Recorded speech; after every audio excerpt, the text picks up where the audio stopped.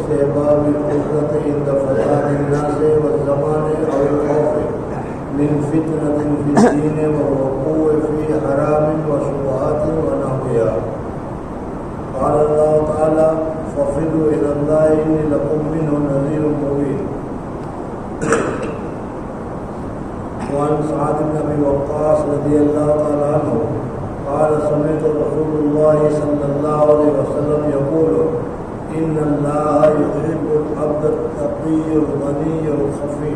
رواه مسلم. وعن أبي سعيد الخدري رضي الله تعالى عنه قال: قال رجل: أي الناس أفضل يا رسول الله صلى الله عليه وسلم؟ قال: مؤمن مجاهد بنفسه وماله في سبيل الله. قال: ثم من؟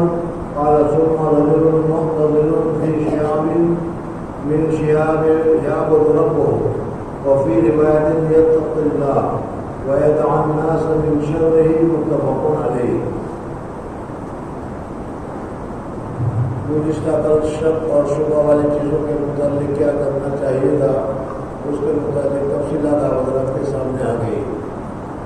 آج کے باب میں یہ بتایا جا رہا ہے کہ دنیا میں فساد، آفات، بلیات، مصیبت بہت زیادہ پھیلنے والی ہے اور بہت زیادہ پھیل رہی ہے.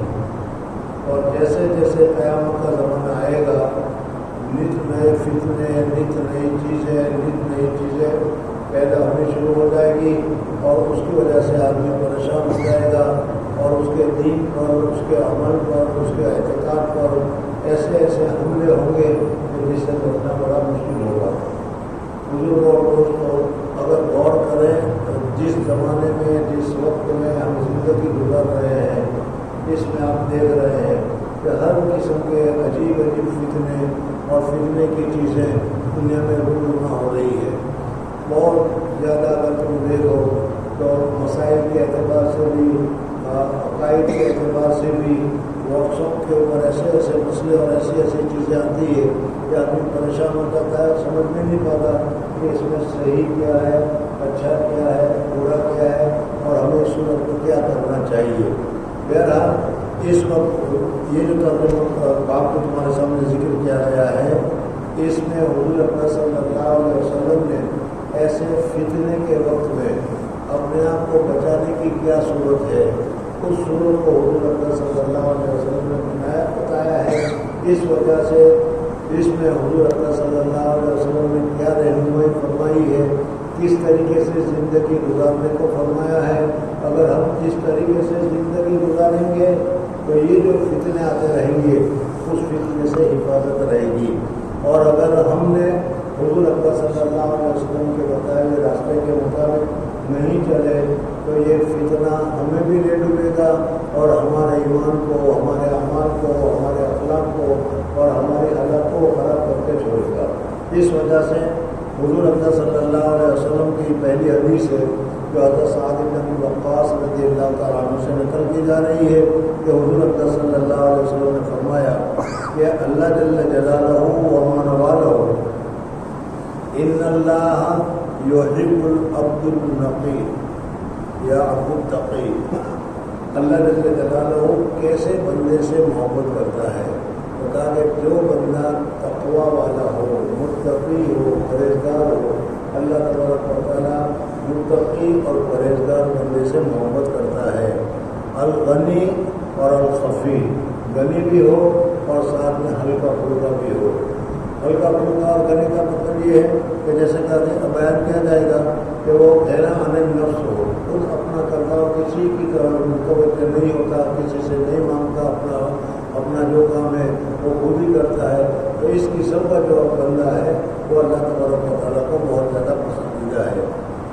دوسری حدیث میں بتایا گیا ہے جو ابو سعید خدری رضی اللہ تعالیٰ عنہ سے ہے کہ اس میں حضور اکرم صلی اللہ علیہ وسلم سے سوال کیا گیا، قال رجل ای الناس افضل یا رسول اللہ، لوگوں میں سب سے اچھا آدمی، سب سے افضل آدمی، سب سے بہتر آدمی کون سا ہے؟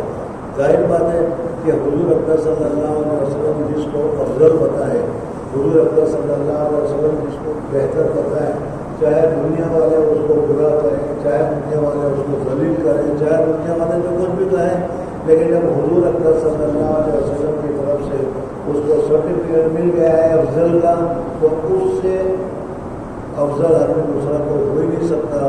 کوئی آدمی اپنی طرف میں وہ افضل ہے، کوئی آدمی وہ بہتر ہے. تو حضور اکرم صلی اللہ علیہ وسلم سے پوچھا کہ ای الناس افضل یا رسول اللہ؟ قال مومن مجاہد بنفسہ ومالہ فی سبیل اللہ. حضور اکرم صلی اللہ علیہ وسلم نے فرمایا کہ جو جہاد کرنے والا ہو، کوشش کرنے والا ہو، محنت کرنے والا ہو، دین کے معاملے میں، اپنے اعمال کے معاملے میں، اپنے احوال کے معاملے میں، اپنی ضروریات کے معاملے میں خود ہی محنت کرتا ہے، اور محنت کرتا ہے وہ اپنے مال کے ذریعے سے بھی حق بات کی طرف جاتا ہے، حق بات کو حاصل کرنے کی کوشش کرتا ہے، مال خرچ کر کے حق بات کو حاصل کرتا ہے، حلال چیز کو حاصل کرتا ہے. مجاہد بے نفس ہی، اپنے نفس کے ساتھ بھی مجاہدہ کرتا ہے.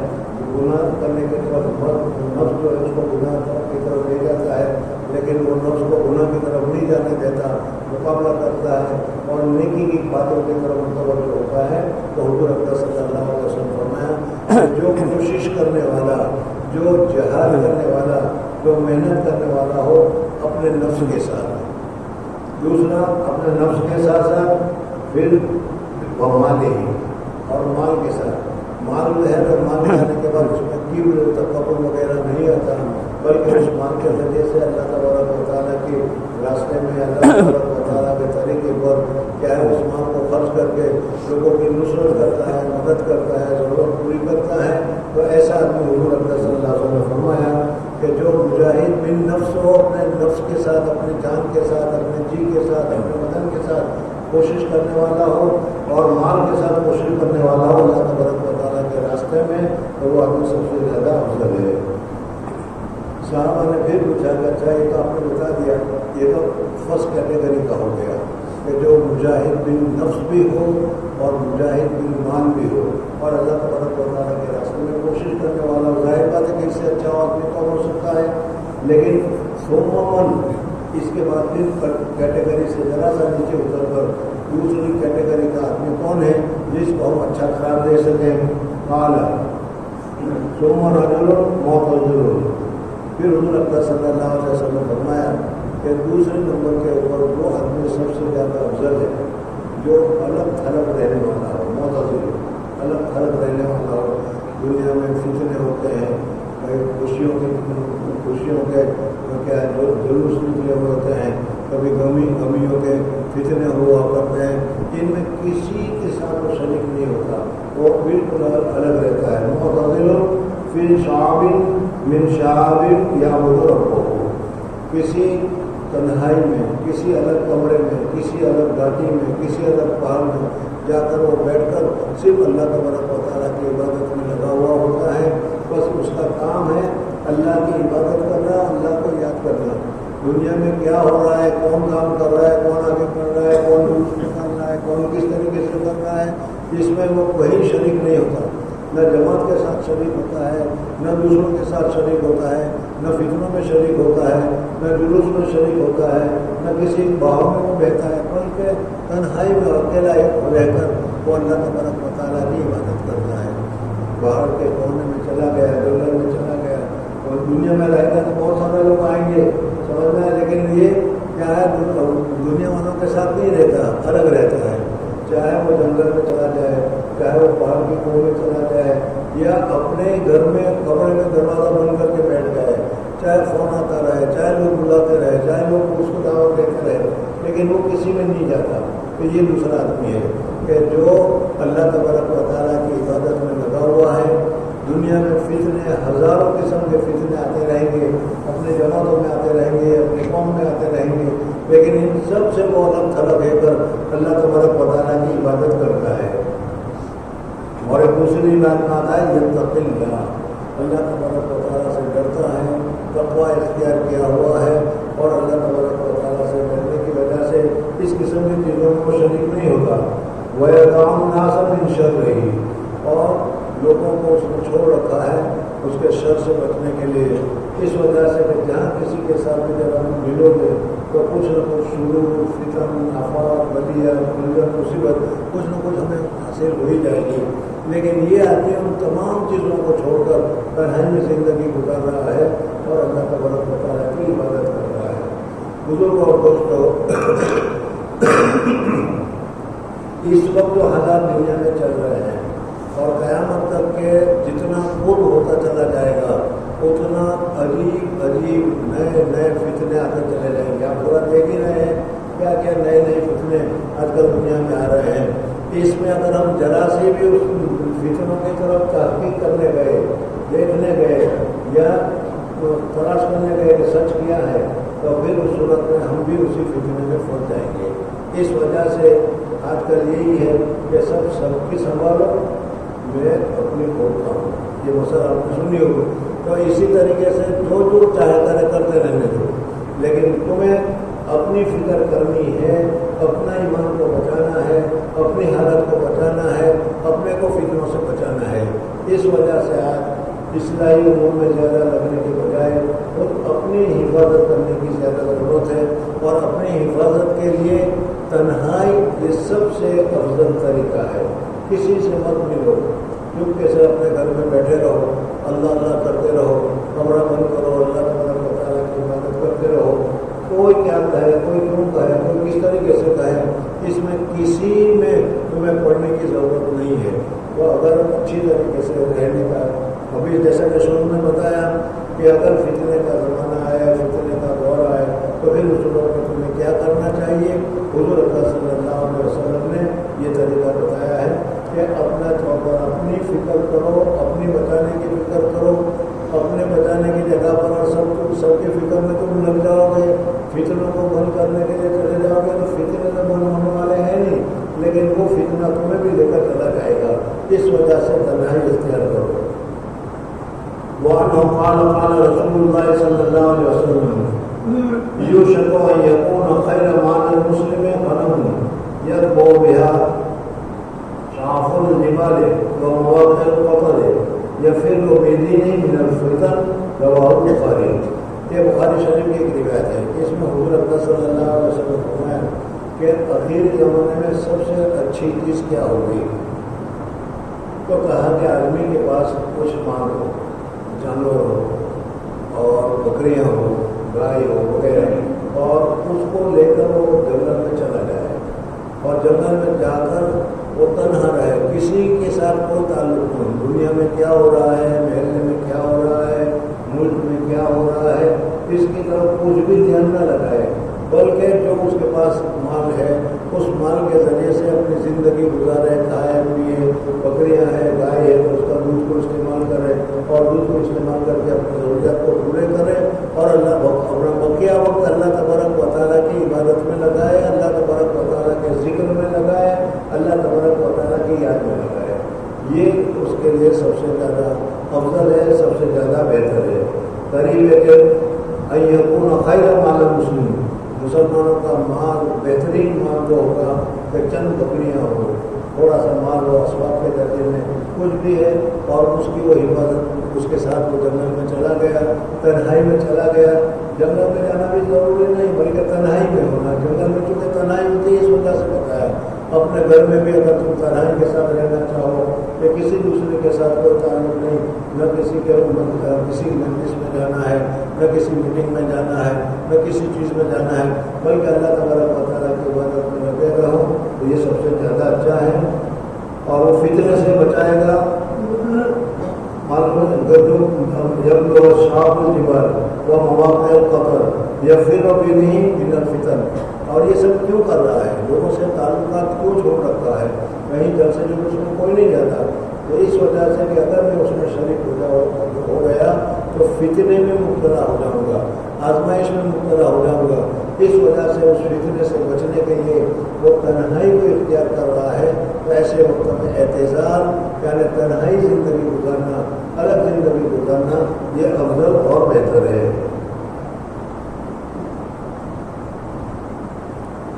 وعن ابي هريره رضي الله تعالى عنه عن النبي صلى الله عليه وسلم قال ما بعث الله نبيا الا رعى الغنم فقال اصحابه وانت قال نعم كنت ارعاها वाला करारीत लिहल मक्का रवाह बुखारी।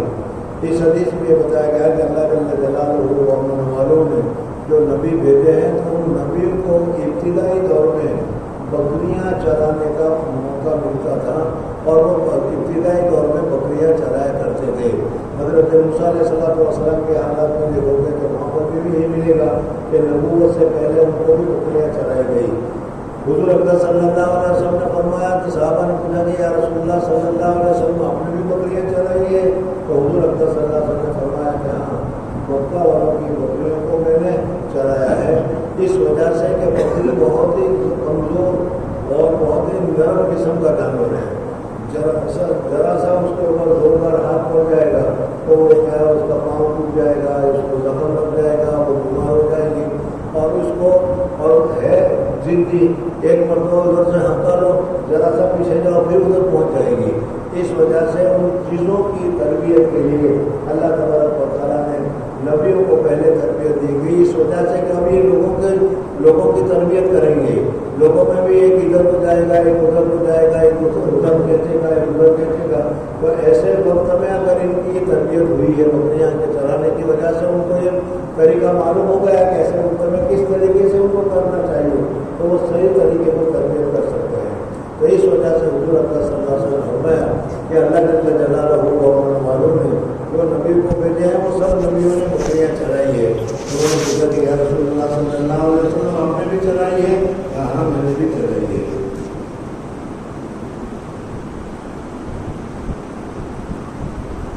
वहाँ हो या हज़रत अबू हुरैरा रज़ियल्लाहु तआला अन्हु से एक और रिवायत है कि क़ाला मिन खैर माशिन नास लहुम रजुलुन मुमसिकुन इनान फरसिही फी सबीलिल्लाह यतीर अला मतनिही कुल्लमा समिअ हयतन औ फलअतन तारा अलैहि यब्तग़ी अविल मज़न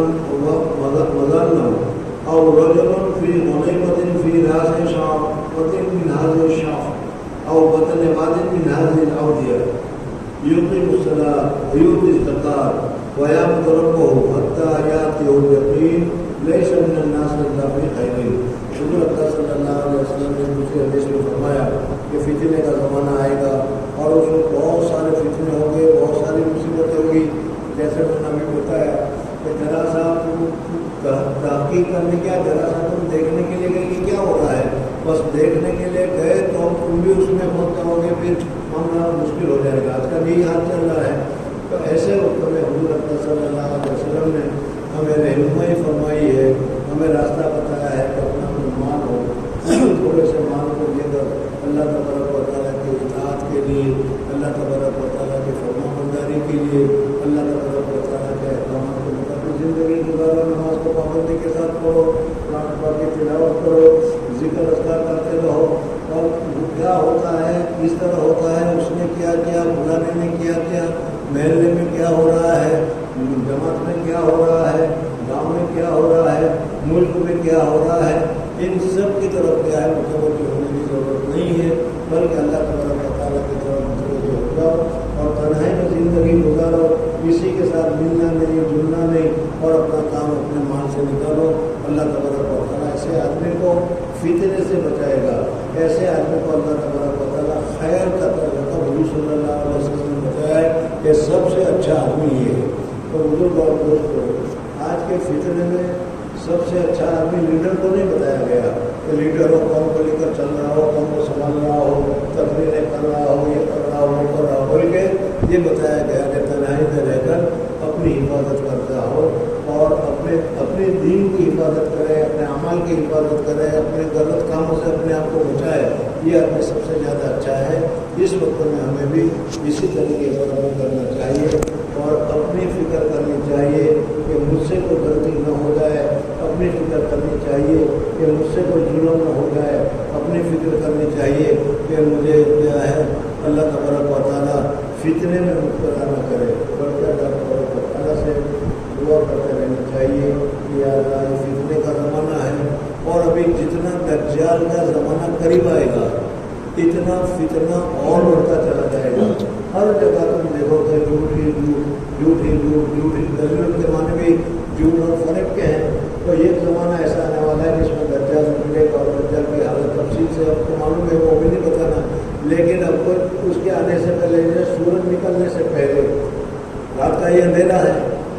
सूरज निकलने की शुरुआत होगी तो थोड़ा थोड़ा उजाला होने लगेगा, फिर उसके बाद और उजाला होगा।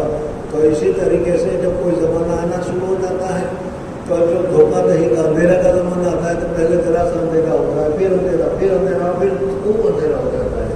तो इसी तरीके से हसद, झूठ, कीना, कपट, एक दूसरे से माल को छीन लेना, एक दूसरे के ऊपर शक करना, एक दूसरे से ऊपर अपने से बड़ा समझना। और इसी तरीके से क्या है, झूठ, फरेब, धोखाधड़ी।